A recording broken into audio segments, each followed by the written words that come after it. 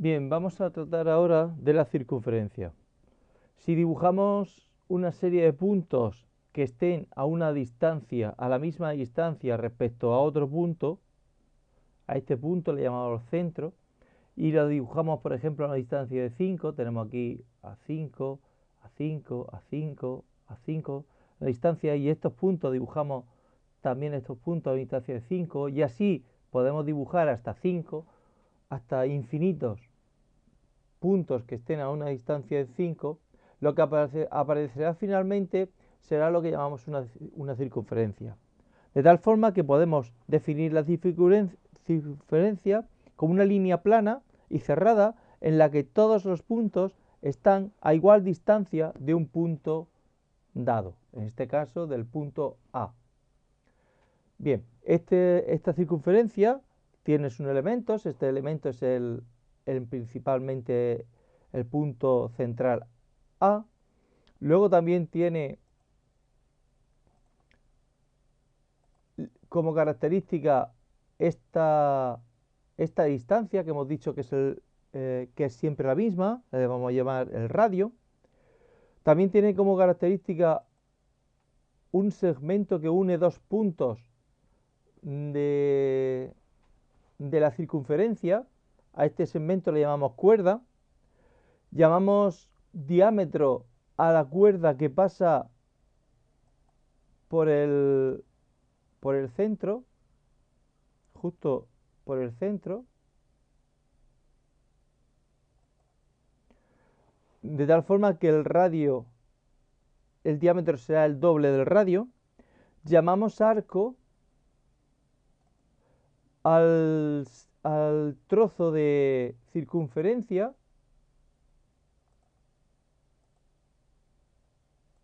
¿de acuerdo? Borraré. Al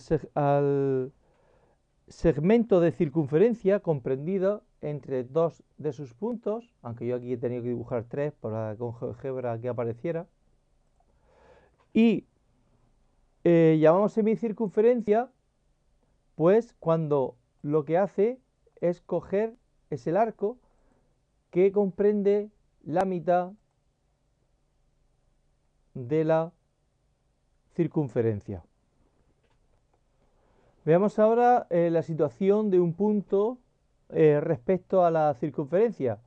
Es muy sencillo. Hablamos que es exterior si su distancia al centro es mayor que r.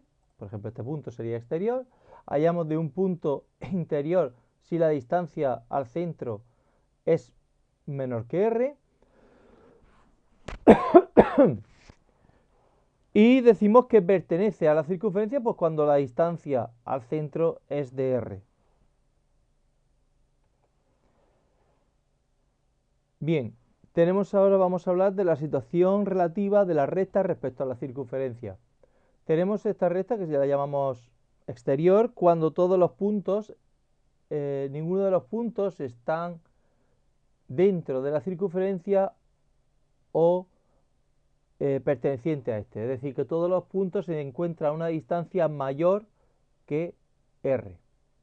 Llamamos una recta tangente cuando tan solo uno de los puntos es igual a r. El resto de los puntos es mayor que r, es decir, están más lejanos que r. Con lo cual podemos definir una recta tangente como aquella que tiene todos sus puntos mayor o igual a r.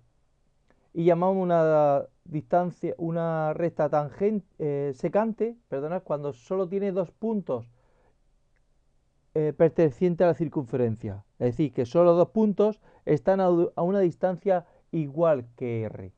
Este punto y este punto están a la distancia del centro igual que r. Corta a la circunferencia en dos puntos.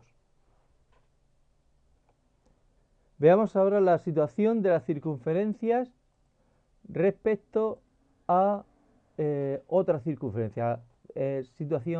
Posición relativa de dos circunferencias.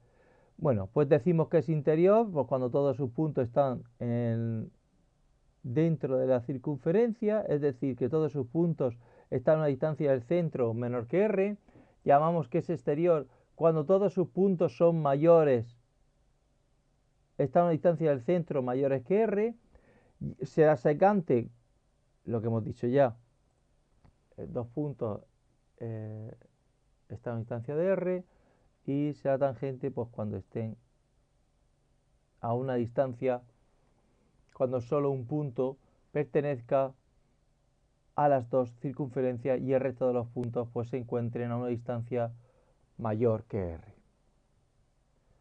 Entonces tenemos circunferencia interna, externa, tangente externa, porque está fuera, habría otra tangente interna que estaría dentro, una secante que tiene dos puntos en común, y a esta interna también se le puede llamar interna concéntrica cuando tuvieran el mismo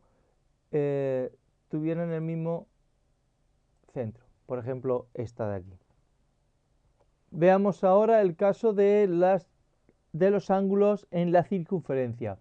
Hablaremos de un ángulo central al ángulo formado por dos radios. Este ángulo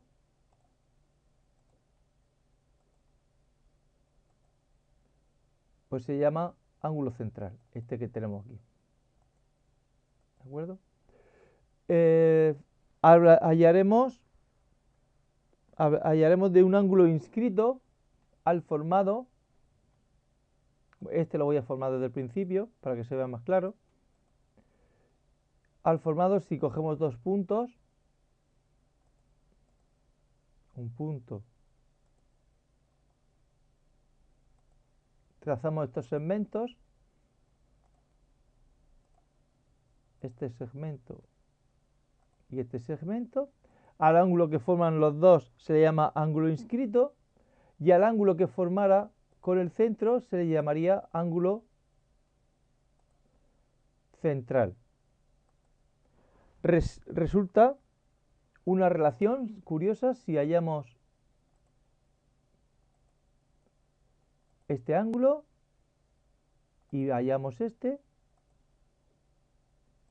Observamos que este es justo el doble de este. Es decir, que el ángulo inscrito es justo la mitad del ángulo central, formado que subtienden estos dos puntos respecto al centro y al punto que está en la circunferencia en el lado opuesto. Si ahora observamos, vamos a observar otra curiosidad, otra propiedad curiosa, y es que si formamos un triángulo rectángulo, perdonad, ya he hecho de spoiler, he chafado el final. Si formamos un triángulo en el interior donde uno de los catetos esté formado por el diámetro y el otro vértice esté sobre la circunferencia, observamos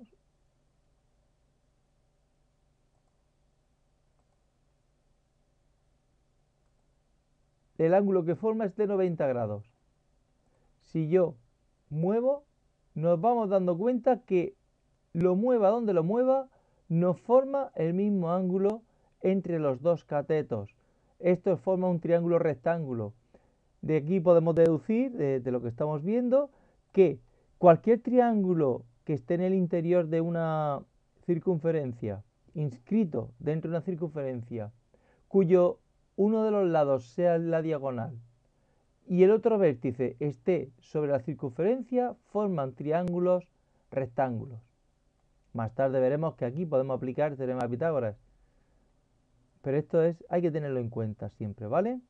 Un triángulo inscrito que pase uno de sus lados sea la diagonal forma un ángulo de 90 grados.